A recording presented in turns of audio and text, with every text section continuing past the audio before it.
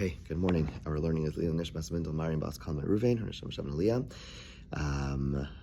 Okay, we are on Pevav Amabez, correct? Yeah. Yes. Okay. Okay, so we are Velitbalu B'nei Shimshei. Yeah, do you see that? So the Gemara is discussing, again, so what's happening over here is there's a discussion about the Jewish people needing to be completely pure at the time of the giving of the Torah, and that's why Hashem told them that they should be abstinent for 3 days, and that would enable them to go to the mikvah in time that they would be able to receive the Torah in a state of complete purity. Okay, so ask the Gemara, V'litbelu b'nei Shimshei. That's the first new paragraph if you're in article 86b1. Okay, V'litbelu b'nei Shimshei, they should have immersed Friday evening, V'likablu Torah b'nei Shimshei, and received the Torah on Friday night. In other words, why is it that the Torah is given during the day? The Torah, and we're going to be spending, by the way, I mean, the beginning is going to be a little bit technical, then the next little while is going to have some famous and some beautiful Agadah all about Matan Torah, about the giving of the Torah. Okay, so the Gemara asks, why, so if they are immersing on Friday, they based on all the calculations that we've seen until now, they could have immersed, like the longest amount of time that we're waiting is from Wednesday morning until Friday night. Okay, that was Rabbi Akiva's view of 5 onos, right? So Wednesday morning through Friday night. So the Torah asks, why? So the Gemara asks, why don't they immerse themselves Friday evening and then receive the Torah Friday evening? Right? The Gemara until now has been saying the Torah was given Shabbos morning, and it seems like everyone agrees to that. Why not? But why not Friday night? Rav Yitzchak lo me rosh b'seiser dibarti. So Hashem says from the beginning, I did not speak in secret. It's a pasuk in Yeshaya. The way that the Maharsha and others understand this is that Hashem says, like, I don't want to give the Torah in a way that anyone could claim, like, oh, it was done like behind closed doors. Rather, it was done in public, and anyone could have come. Yet none of the nations came. Like there was, doing it in secret. I guess another way of understanding this is doing it at night has like a connotation of not being like something that you're proud of, you're public about, and therefore Dafka Hashem wanted specifically the Torah to be given during the day. Ask the Gemara, V'litbelu b'tzafar d'shabsa, v'likablu Torah b'tzafar d'shabsa. Okay, so if the Torah is not being given at Friday night, then again, why do we need, we saw again, according to Rabbi Akiva, that they had to already be abstinent from Friday, from Wednesday morning, and that would enable them to go to the mikvah Friday night. But now you're telling me that the Torah Dafka was not given Friday night; it was going to be given Shabbos morning. So really, the instructions of being abstinent could have been given Wednesday evening, and then they would have had the extra 12-hour period of Friday night to become purified, and then they could have gone to the mikvah Shabbos morning. Right, so again, there's another question on Rabbi Akiva's approach that based on your statement of 5 periods of time of being 12 hours, there could have been, the instructions could have been given 12 hours later, and they would have went to the mikvah Shabbos morning. Okay, so ask the Gemara. So again, okay, so very good. So they could have went to the mikvah Shabbos morning and then received the Torah on Shabbos morning. Why was it set up in a way that they'd all be able to go to the mikvah Friday night? So Amar Yitzchak Shalei Halalu Holchin Lekabel Torah. It would be weird if, like, we want the morning of Matan Torah and the entire Jewish people to wake up in the morning. Everyone's going to the same place. No one's like, I have to stop at the mikvah. I have to go there. No. Shabbos morning, everyone should be completely purified. So yes, technically, based on Rikiva's time frame, they could have been absent. They could have theoretically delayed the instructions to be absent by 12 hours. But what that would have necessitated is that Shabbos morning, instead of everyone waking up and going straight to Sinai, some of them going to the mikvah, and then they'd be going to Sinai. It takes away a little bit. There'd be something beautiful about all the throngs going to exactly the same place, as opposed to there being some traffic, some people going in the opposite direction. Okay, fine. So until then, we've seen a bunch of different opinions about how long is the zera, is the semen going to be cause if a woman emits the semen, it's going to trigger tuma. So far, the longest, the most machmir opinion was 5 periods. Now, 5 periods is 5 12-hour periods, okay? Now we're going to see another opinion. Amar Rav Chia b'Rabbi Abba, Amar Rav Yochanan, Zod Rabbi Yishmael Rabbi Akiva. These are the words of Rabbi Yishmael Rabbi Akiva. Chachamim omrim, now next page, Sheish onos, shlemos be'inan. We need 6 12-hour periods. We need 6 12-hour periods in order to before an emission of semen can be considered tahar. Okay, this actually has relevance to another halacha. When we have the whole notion of waiting 5 days before Sheva Nekiyim is actually revolves around this halacha of 6 12-hour periods, right? So basically, when a woman has her period, before beginning Zayin Nekiyim, before beginning 7 clean days, she has to wait a minimum of 5 days. Where does that come from? It comes from this, because there's a concern that maybe they were, or at least in some situations, they may have been intimate right before the period begins, and let's say that time period is Bein Hashmashos of, let's say, I don't know, Sunday night So then if you count the days, then you have Sunday night. So let's have 6 periods of 12. So 6 periods of 12 is what? Is 72 hours, right? So, but if that period of time begins Sunday night, within 72 hours, the 72 hours begins then. So Sunday would be day 1, but it's been a shmasho, so it's whatever. So Sunday would be day 1. Okay, then 72 hours would end. Okay, like Tuesday night, but it would be Sunday, Monday, Tuesday, and then the last period would go into Bein HaShmashos on the other end, and therefore would end up being a total of 5 days, and that's why there is an idea of waiting 5 days during this time, based on the 6 periods of time that the Shechva Zera would still become Tameh, and that's why she would not be able to begin counting her 7 clean days. Okay, and that's based on this opinion of 6 12-hour periods. Okay, new, relevant. Why do they wait to play this additional Trump opinion? Well, now I'm not sure. Yeah, I mean, we had to analyze the earlier ones, but it is interesting in terms of the structure over here is interesting that all of a sudden, surprise, there's another opinion we haven't talked about until now. Not sure. And that's the one that. That's the one we seemingly paskin like. Yeah, it's interesting. I'm not sure. Okay. Rav Chisda, machloka shepirsha min ha'isha. This dispute above is where it came from a woman. Aval pirsha min ha'ish tamea kol zman she'ilacha. Okay, so Rav Chisda distinguishes. He says this idea of it having like an expiry date of being tameh only after 72 hours or whatever. The different opinions is when it comes from a woman, when it emits from a woman. But if it's directly from a man, then it's going to be tameh as long as it remains moist. Okay, and that could even be longer, theoretically, depends on the temperature or whatever, it could be longer than 72 hours, okay? Asks Rav Sheshes a question on this approach, right? So he's distinguishing between zera, semen that was in a woman and then came out, and that there it's going to have like a limited amount of time, even if it's moist, but if it's like 4 days later, it's going to be tahora, whereas if it's from a man, as long as it's moist, it's still going to remain tameh, okay? Maser Rav Sheshes, v'chol beged, here's a pasuk that talks about shechvas zera. It says, v'chol beged v'chol or asher yeh alav shechvas zera.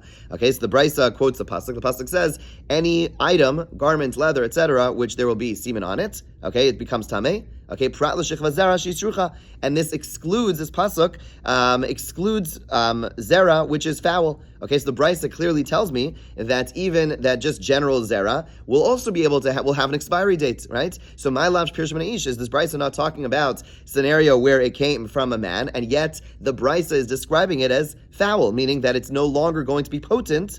Okay, even though presumably it's still moist. So answer the Gemara, lo shapir shaman isha. We're talking about who says this Bryce is talking about where it came from a man, and therefore implying that there is a spoiling, there is a sense of a time limit. Maybe this Bryce is talking about semen that came from after intercourse from a woman, and therefore this Bryce is not a question on the opinions that we've seen until now. Okay, ask the Gemara, Bar Papa Shechva Zera Shal Yisrael.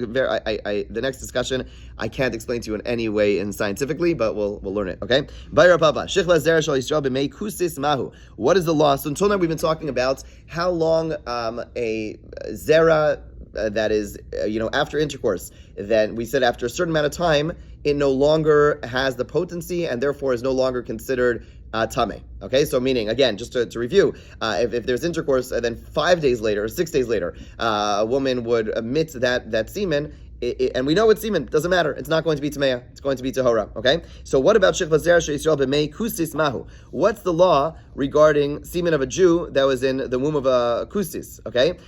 Do we say that after 3 days, it becomes after 3? Does it lose its potency or not? Does it lose its potency for tuma or not? Okay, that's the most question.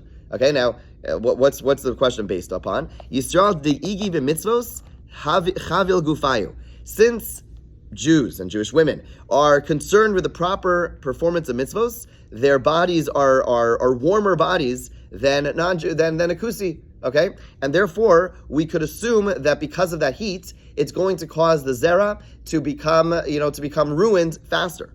And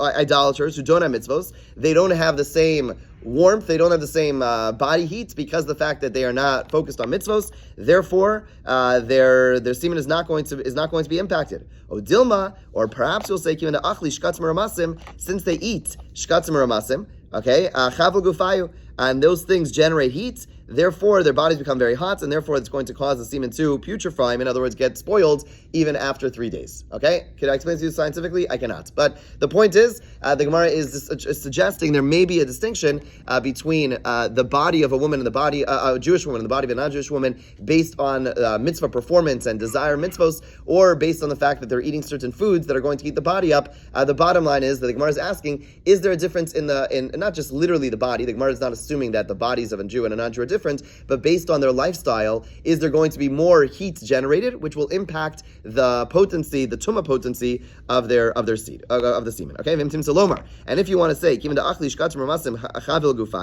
okay, and if you want to say that yes, it being in the body of a non-Jew is the same as being in the body of a Jew because of these other factors, what's the halacha if there is semen of a Jew that was in the womb of an animal? Okay, does it have that same halacha of a 3-day expiration? The eventually becoming foul, eventually becoming tahora or not? Isha, what's the question? Isha de isle prosdor misrachas. Okay, so a woman who has a vaginal canal, okay, and therefore there is like a tighter area over there. There's not as much air. It therefore becomes very hot. An animal that does not have this more limited space over there, it doesn't make a difference. Therefore maybe there's more air, and therefore it doesn't become foul as quickly. Or maybe there's no difference. Teku, the Gemara does not resolve this question. Okay. Interesting thing is with the animal, the person who was involved with the death. True. So. Okay, but there's still a technical question of what's the halakha of the semen. Yeah. Okay.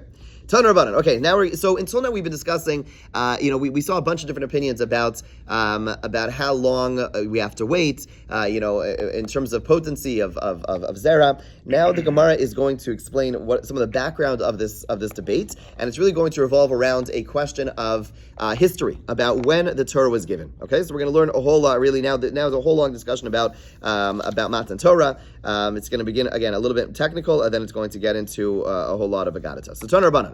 Bashishi b'chodesh nitnu aseres hadibros Yisrael. Okay, the Brisa says, according to opinion number 1, on the 6th day of the month of Sivan, the 10 commandments were given to the Jewish people. Rav Yossi says b'shivabo. Rav Yossi says on the 7th of Sivan. Okay, one opinion says on the 6th of Sivan. One opinion says on the 7th of Sivan. Okay, if you recall, okay, fine. Let's keep on reading. Okay, so Amarava Tikuli Yama. Everyone, both the Chachamim and Rav Yossi. Now remember, the Chachamim, this comment is not in a vacuum. The Chachamim, if you recall, necessitated 6 periods of waiting, right? So it makes sense that they understood that the Torah was given a little bit earlier. No. Okay, let's start. Let's keep on reading, and then we'll come back to that point. Amarava, Tikuli Yama.